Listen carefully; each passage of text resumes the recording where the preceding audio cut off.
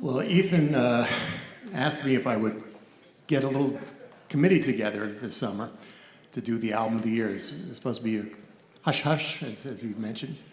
So I contacted a handful of folk DJs, and we got together, and we have assigned this award. The criteria we used, we were looking for artists that represent this region, that NERFA represents, from Virginia to Canada. And we were looking at albums that were released since we were last together here at NERFA. Very subjective. There wasn't people that putting their CDs in to be judged. It was just folk DJs, a group of us, a small group of us, not the entire percentage. And this artist was somebody that we all agreed upon. And the album it's given for his album that he put out this year, but it's also for the years that he's put in as a songwriter and giving back to the community. He started out working with Bill Morrissey, got a job as an opening act, started picking Bill Morrissey's brains to get songwriting tips, and now he's giving back. He's doing songwriter retreats, and he's helping to teach new generations. Ladies and gentlemen, I'd like to give this award, the inaugural Album of the Year award, to Ellis Paul for the Storyteller Suitcase. Is Ellis in the building? Where's Ellis? There he is.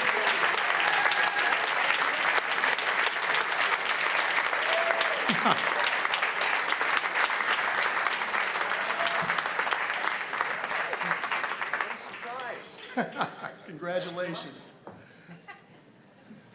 Thank you, sir. To you. Great job. Cheers.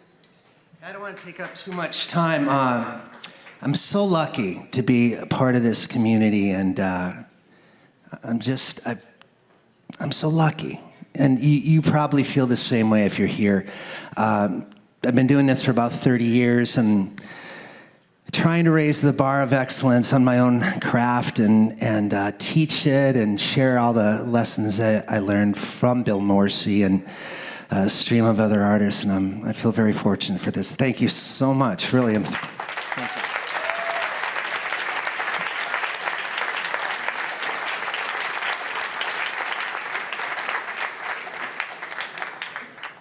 Folk music graced concert and theater stages, as well as screens of all sizes in 2019.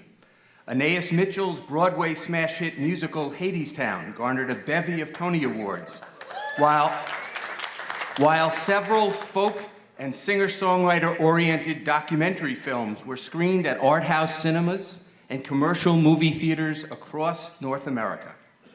Closer to our hearts here at NERFA, on May 3rd of this year, the 100th anniversary of the birth of folk music icon Pete Seeger, NERFA stalwart and veteran broadcaster Ron Olesko, who has been hosting a folk show, Traditions, on WFDU-FM in northern New Jersey since 1980, launched Folk Music Notebook, an online radio station showcasing folk music 24/7. He envisions it as a gathering spot for the folk community and all the fans of our music, a place to discover new artists and songs, as well as to honor the established names who created this living tradition. Folk Music Notebook offers up a curated playlist focusing on the diverse contemporary folk music community, while also incorporating the folk revival artists who drew many people to this genre. Interspersed with the music are brief but informative DJ announcements, recorded stories behind the songs from the artists themselves, as well as commentary, news, and other special features. Folk Music Notebook is engaging listeners by showing the connection between songs and styles, keeping them engrossed throughout the day without constant badgering from hosts, endless strings of commercials, or repetitive automated playlists. for his efforts in creating, curating, and maintaining Folk Music Notebook as a 24/7 online folk channel that also can be accessed via free apps and listened to through your smartphones, car speakers, and other Bluetooth-enabled devices. NERFA is delighted to recognize Ron Olesko with our inaugural Creator of the Year Award. Ron?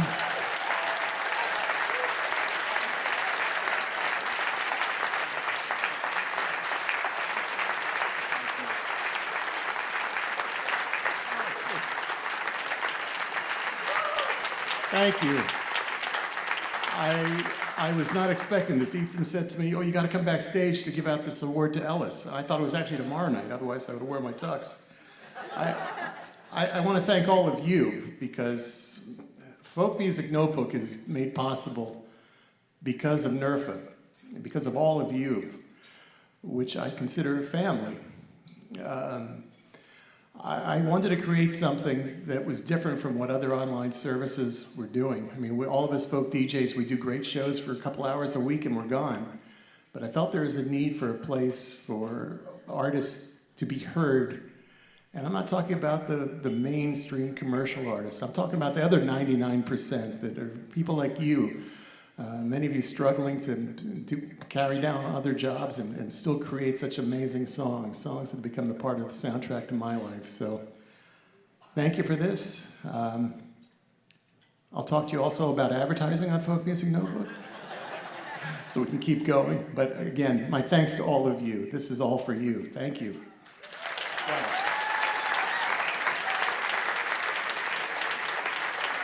We're encouraging and rewarding artists, musicians that are stepping off the stage and into their communities in meaningful ways.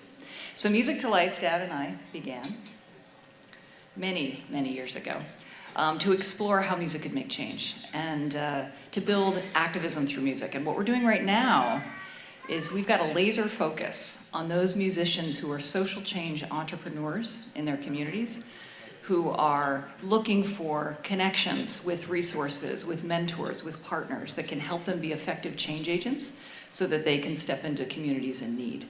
So that's what we're about right now, and I'm just wonderful to be here and have the opportunity to introduce that to you, and to introduce the first Activist Artist Award. All right, so clearly, Music to Life believes that music can do more if it's followed or furthered by the action of an artist. And when we accepted the opportunity to review artists for this particular award, we were focused on those who took a deep dive with their music and activism into their local communities. The award winner this evening, however, takes this to an entirely new level. He makes change wherever he goes. Any one of the examples of his work is enough inspiration. His bicycle tour from Wisconsin to Boston, also a musical tour, but on a bike, to raise awareness for multiple issues. His Take Down Your Flag song that turned into a viral campaign in response to the 2015 murders at the AME Church in Charleston.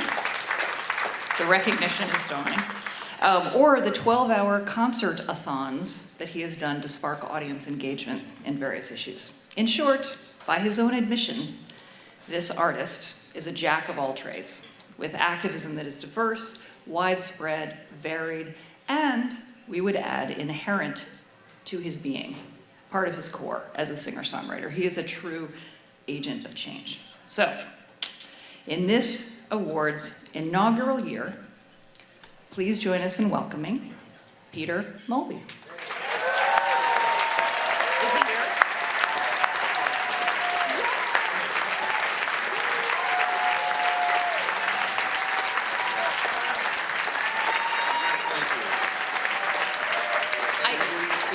Speak a little bit, but I just want to say a few more things. This is really, so may his music and his work not only raise awareness and connect us and connect with those vulnerable populations he wishes to serve, but may it serve us. as singer-songwriters and activists to aspire to all that we can be to change the world. Thank you, Peter. Thank you.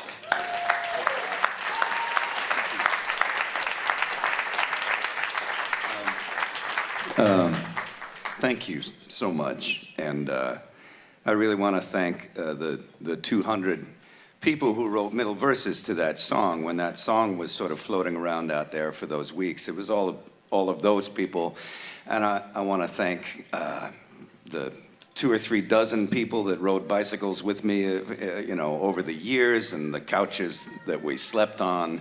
I want to thank all the people who tuned into the 12-hour concerts, both in person and online, and gave to the organizations. I want to thank every organization that helped us just sort of fan the flames of all this. And yeah, I also want to thank the folk community, especially my 2 sort of spiritual centers, the Passim and the Cafe Carp in Fort Atkinson, Wisconsin. I want to thank both of those places. So thanks NERFA, and thank you both, and yeah, thanks.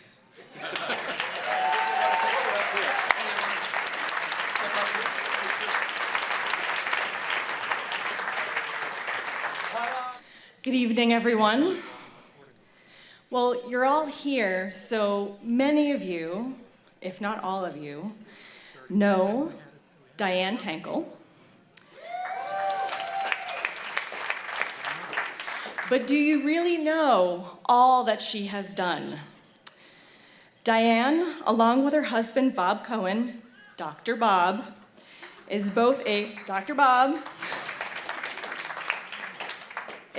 Folk Alliance International and NERFA founder, served on the original steering committee which put the organization together, and was instrumental in organizing the first FAI conference in Philadelphia.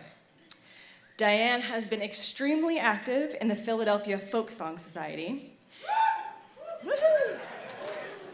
She booked its monthly concert series for more than 20 years, organized the Spring Thing, which is a musical getaway weekend over Memorial Day, for 35 years, and was editor of the Philadelphia Folk Festival program for 15 years. She served on the board as both secretary and treasurer for most of those years. Diane was co-creator of Swords into Plowshares, a concert series seriously dedicated to presenting political and other topical folk music. In addition, she was the administrative coordinator for People's Music Network and worked with Tashi Seeger for 20 years on Clearwater's Great Hudson River Revival. Personally, I've had the pleasure of working with Diane over the last several years, though more intimately over the last year, in the transition of the conference. And sitting with her and learning with her and getting to know her, the one conversation that sticks out that I had with her was a conversation about these wonderful parties and events that she and Dr. Bob would host at their big house in Philadelphia, and to hear the passion and the love and in her voice for hosting musicians and creating spaces for people to play music and network and to live in that space with all those people is just amazing. And so it's an honor for me to present the inaugural Lifetime Achievement Award to Diane Tankel.